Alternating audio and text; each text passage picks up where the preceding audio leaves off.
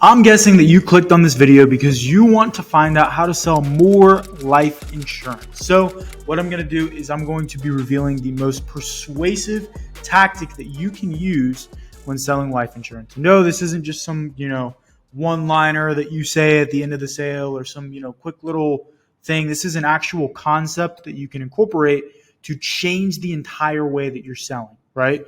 This is more of a philosophy on a way to sell instead of just, say this word instead of that word. So this is the most persuasive way to sell life insurance. If you master the meaning of this one word, you will unlock the ability to sell life insurance on easy mode. Now, this word is so simple that most people overlook it. But if you really break down and master this word and the meaning behind it, you will be so persuasive that you will be able to close deals that 99% of agents will miss on. Doesn't mean you're going to close 99% of deals. If there was something out there that allowed you to do that, I would be the first to tell you, but there's not. So this will allow you to close deals that 99% of other agents will miss. And let's go ahead and jump into it. So what is that word? Well, the word is why. Okay. Why, aka the reason that somebody would actually buy life insurance. Seems super simple, right? But if your prospect can't accurately articulate the why behind why they're buying life insurance, and you can't repeat it back to them, they're simply giving an insurance company money for no reason, which nobody wants to do. They already feel like they do that with their car insurance and their home insurance. So with life insurance, we need to be able to first dig up, uncover what their why is, and then have them articulate it to us and then repeat it back to them and articulate it. So I'm going to break down how to do that in this video. So this is the bridge of trust and beginnings of a relationship with you and your client. If you can articulate their why back to them, it builds a ton of trust for you. And we're going to talk about how to do that. So first, before we jump into all of that, let's break down what why actually means.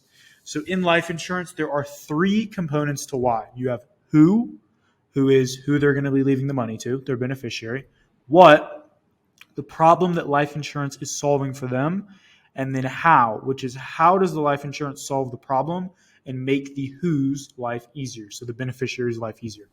Who, what, and how. So before I jump into who, which is the first of the WWH framework, I want to talk about how most people sell life insurance. So most people, they simply hop on the phone, they kind of remind them about the form that they filled out on Facebook or the mailer that they sent in, and then they immediately jump into health questions. The whole sale is focused on price, right? Price, coverage, technical insurance terms, all these different things. And then when they get to the end of the sale, the person's been kind of, complying with them, going along with the sales process. When they get to the end, all of a sudden, all these objections come up. And the reason why is because you're not building the value and you're not hammering on why. So the person doesn't actually really care to buy the insurance. They don't want to be rude on the phone. But if you can really dig in on the why, like what is the reason they're going to buy life insurance? Why are they even on the phone? Then when you go to ask for the close and ask for the order, all of those objections disappear because they know why they're doing this. They don't have to come up with a smoke screen to get off the phone with you. So let's jump into who, which is the first of the WWH framework. So the who, this is basically the beneficiary. People don't buy life insurance for themselves. They buy it for the people that they care about. So the majority of the conversation's topic should be focused on the person who they're leaving money behind to, their beneficiary. So that's why they're protecting them, right? Past pains, their relationship with this person, what will happen to the person in all hypothetical situations, what happens if you move forward versus don't move forward. And then you want to illustrate with stories on what it looked like for people who did and didn't protect their beneficiary and how it played out. So basically, let's say I'm talking to a prospect, their beneficiary is their daughter. So I'm going to ask a few questions about their daughter. Okay, gotcha. So what's your daughter's name? Oh, it's Beth. Got it. So Beth is your daughter. Does she have any kids? What does she do for work? I'm kind of just like gathering some information so that I can tie this back in when I'm going to ask questions later. So the who, again, is the beneficiary. So I'm asking all these questions about the beneficiary, bringing them into the topic of conversation because I want the person I'm talking to be thinking about the person they're going to protect. If it's multiple beneficiaries, that's even better. You can talk about multiple beneficiaries, multiple people that they're going to protect. Now let's jump into the what. So the what is what you're protecting who from, right? This is what problem is the life insurance solving? It's the big bad wolf. What is it actually preventing the beneficiary from having to go through? Or what is it protecting them from, right? What is the scenario that your client is trying to prevent their beneficiary from enduring? Whether that's having to pay their funeral bill, going into credit card debt, having to start a GoFundMe and post it on Facebook to bury their mom, having to start a fish fry, for example. You hear about those a lot. Downsizing the house, having to pick up a second job, taking out a loan and going into debt to pay off the funeral, right? What? So this is just basically playing out the scenario of what happens if you don't get this, right? So, okay, yeah, Beth, your daughter, obviously you're trying to protect her from a burial bill. What happens if you don't have coverage and you pass away? What is Beth going through? Does she have enough money to pay for it? No. Okay. Gotcha. So, she doesn't have enough money sitting in the bank. She doesn't have like $10,000 sitting in the bank for a funeral. What would that look like for her? So what would she have to do to pay for it? Oh, well, she'd probably have to go out and get a loan. Okay. And I mean, do you think that would set her back for a few years, or is that something where she's just going to get a loan and then, she makes 10 grand the next month, pays off the loan and is good? Like what does that situation look like for Beth? So in this, with this part of the why, you're really asking questions to dig in. And instead of, you don't want to tell them what it is, you want to ask them what it is and let them tell you. And then you just repeat it back to them. So that is the what. Now, the next part is the how. So if the what is the downside, the how is the upside, right? So how does having an insurance policy protect the beneficiary? How does it play out if you have insurance, right? So again, what's the downside? How is the upside? If you get this policy, how would it protect your beneficiary from having to sell the house? Right? The life insurance policy will pay out $1 million to your wife to pay off the house and leave them with enough money to maintain your lifestyle for the next 10 years. So the reason that we want to talk about the how is because we want them to see what the downside is, but then we also want them to envision what it actually will look like if the life insurance pays, or if they get life insurance and when it pays out, right? Because obviously the life insurance policy would pay out as long as you structure it properly. So what are you protecting them from? How? You're getting them to envision, okay, this is the negative. This is what happens if I actually get coverage. So the policy is going to pay out within a few days. Beth's going to get a check. As soon as she has to put me in the funeral home, she's going to have the money already sitting in her bank account, so she's not going to have to stress or worry about it at all. And in the worst time of her life, when she lost her mom, she's not going to be scrambling looking to scrounge together $10,000. You don't want to just assume that they get that picture, right? Because they're just seeing, oh, I get an insurance policy and then it pays out 10 grand. You want to basically walk them through the steps of what it looks like having the policy, how it protects them, right? All right. Again, you really want to go deep here. You again talk about the time frame of when the check will arrive. Within 2 days of her filing the death claim, she's going to call me. I'm going to help her with the entire process. The check's going to come out. She's not going to have to deal with long hold times, all this. In the worst time of her life, she's going to have everything handled for her. She's not going to have to worry about it. It's all going to be taken care of. That's the how. So you're painting the picture of the delivery of the money to the beneficiary. So let's talk about tying it all together. So what you basically want to do as you're doing this is prescribe a label to your prospect as someone that cares about their family or plans ahead. So let me show you guys an example. The black text is going to be you or me, the agent in this situation, and then the red text is the client, right? So, okay, Ms. Jones, and I want to know a little bit more about why you are actually getting life insurance. That way I can actually understand where you're coming from and how I can help you, or if you even need this stuff. So first of all, tell me, who are you protecting? Like who would be getting the payout if something happened to you? I'm protecting my daughter. Got it. And so your daughter's who you're protecting. And in this example, I'm not going to dive like super into, asking questions about the beneficiary just for time's sake. But this is kind of like a brief example of how you do this. When she tells you about her daughter, just ask her a few, kind of not invasive, but basic follow-up questions. Okay, gotcha. What does she do for work? Does she have any kids? Like those kind of things, right? Very surface level stuff. but just so you can kind of understand the situation more. So got it. So your daughter's who you're going to be protecting.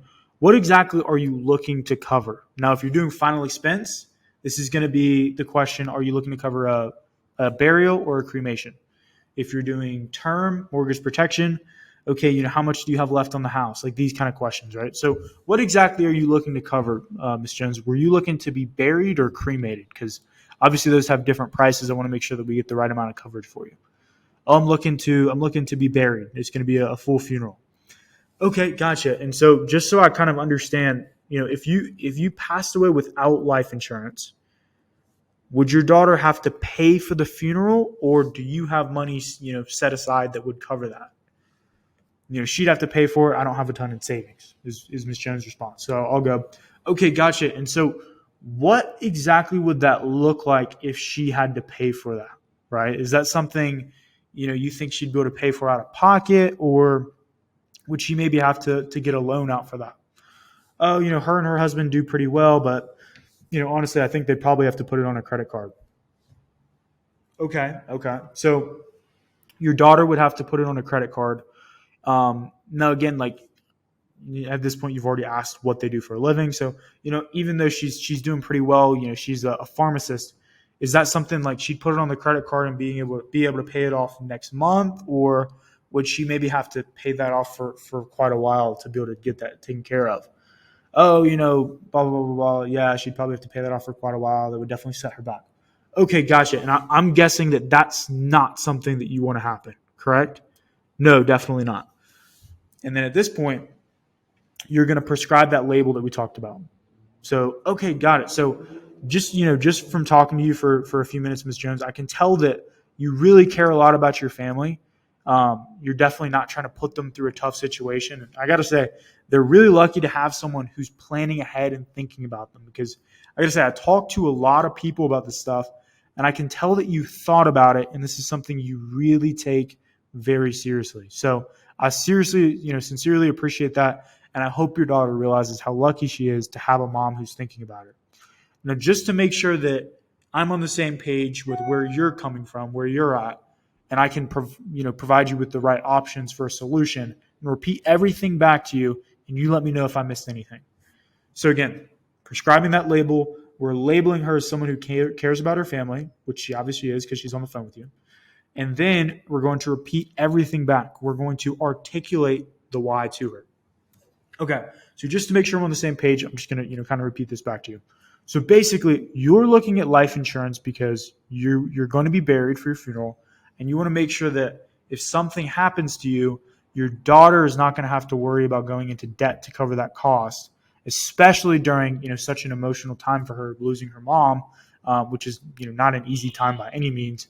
You want to make sure that as a mom who plans ahead and cares about her daughter, you're looking to get something that will pay out the cost of your funeral and prevent your daughter from having to worry about finding the money to pay for that, especially during one of the worst times in her life. Is that correct? Yes, that's correct.